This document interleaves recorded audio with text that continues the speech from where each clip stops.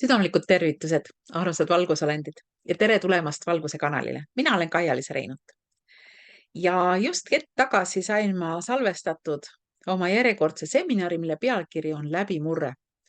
Ja me räägime majandusest, me räägime QFS-ist, me räägime uuest finantssüsteemist, me räägime sellest, kuidas see kõik võimalik on. Ja me räägime QFS-ist sellise nurga alt, nagu me pole varem rääkinud. Me räägime sellest, kuidas ja millisel viisil vanal süsteemil on nii-öelda mäng läbi. Me räägime sellest, kuidas QFS-süsteemis rahad liiguvad, kuidas nad on kullaga tagatud, mismoodi just.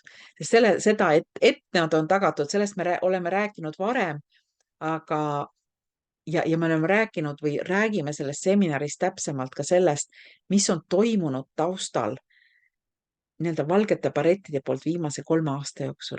Kui keeruline ja stressirohke see on olnud.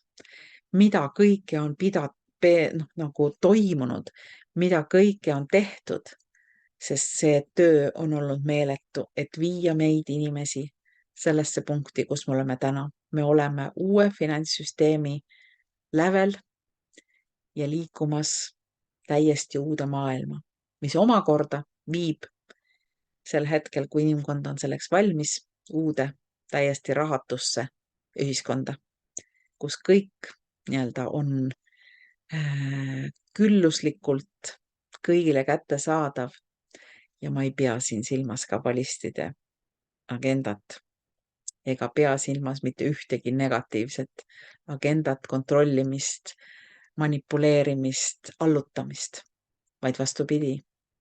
Me oleme vabad, me elame külluses, rahus ja suures loomises. Vot, selline lugu. Kohtumiseni.